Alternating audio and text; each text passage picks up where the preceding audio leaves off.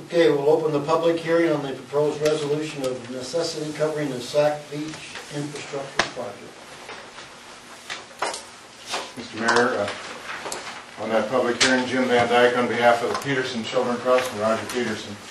It's our position that there is no special benefit for this road to the Peterson Children Trust, and under the Iowa Code, they should not be in the assessment district. And without a showing of special benefit, then they should not be assessed. I understand it's adjacent to the Peterson Trust land and not part of the Peterson Trust land.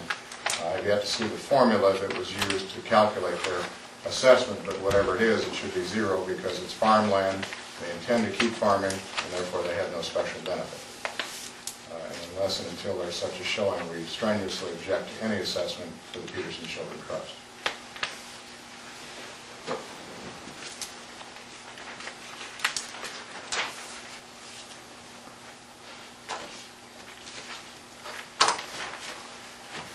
You're going to tell us if we're not going to assess them anyway.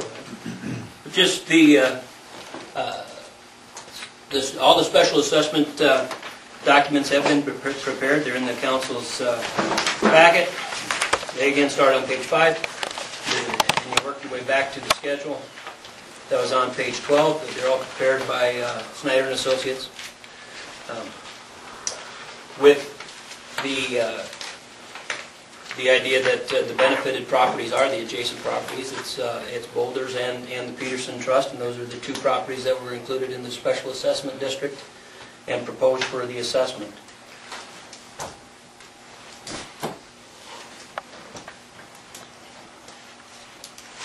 Any more input on the public hearing? The other thing that had been that the council has always planned on is that the property for the Peterson Children's Trust is eligible for ag deferment, and so long as we get the written request for deferral, it will be deferred so long as it continues to be assessed as ag land.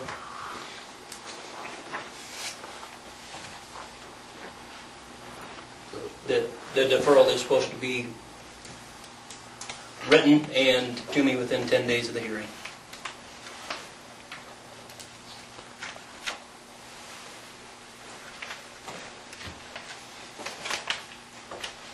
No more further info. The public hearing is now closed. We're up to resolution 1122. Unless you would propose that there would be any amendments to this, the resolution is prepared in case there are any amendments, and we didn't hear any amendments proposed. And if that's the case, we would proceed on to the next resolution.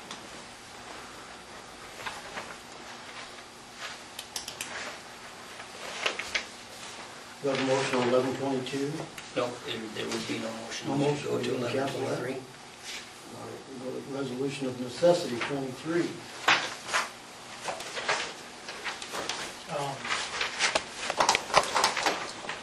Do you do any further checking and seeing about this lien? Yeah, but that issue come up about whether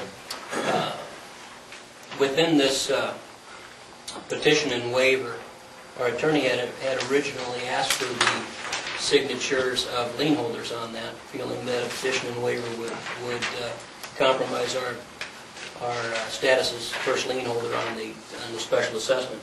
As we talked through this process more, and recognizing that this was not exclusively a petition and waiver special assessment, but in fact you're still working through the public notice and public hearing process, that he was very secure in the fact that the city has retained all of our rights as first lien. So by working through this process, we retained our rights on that, and he was very secure with that.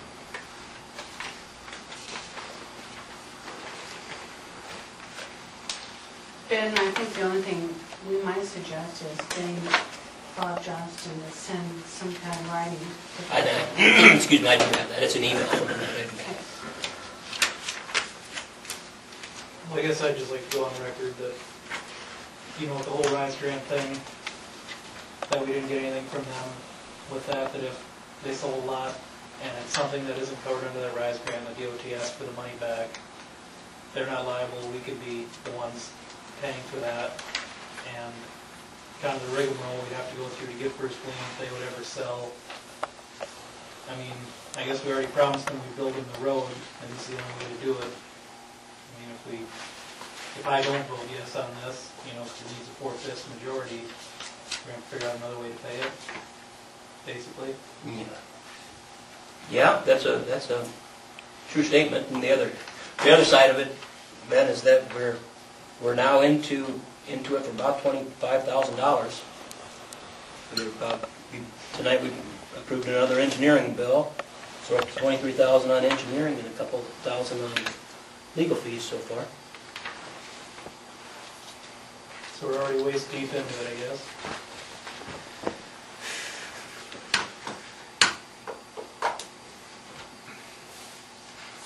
Anybody else?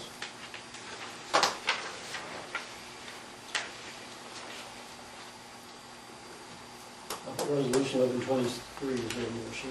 I'll make the motion that we approve resolution 1123. Second? I'll second. Roll call. Laney, Yes. Stankin, Yes. Huss, Yes. Schrader. Yes. We need a motion directing the city clerk to file certified copies. Guess I might as well make that motion too. I'll second.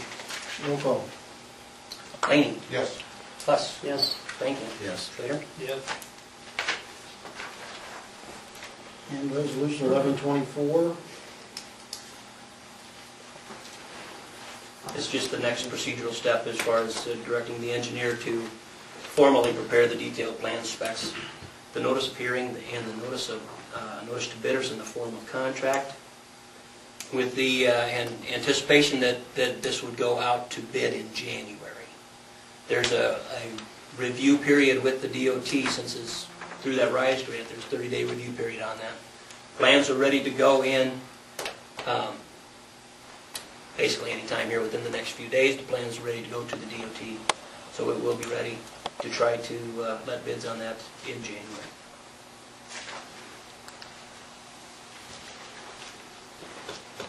Is there a motion on resolution 1124?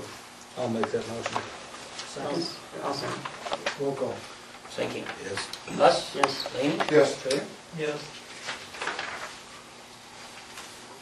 Okay, resolution 1125. Okay, this is a resolution dealing with the interest rate on our drinking water SRF. So after 10 years, the SRF program resets the interest rate to a lower interest rate if that's what's being issued currently. So we had originally been under a contract with an interest rate of 3.84%, and now when they issue SRF loans, it's at 3%, so they do allow us to go to 3%. We do need to pass this resolution in order to accept their interest rate reduction.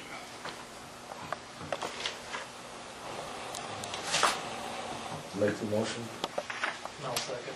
Roll call. Thank you. Yes. Schrader. Yes. Laney? Yes. Huss? Yes.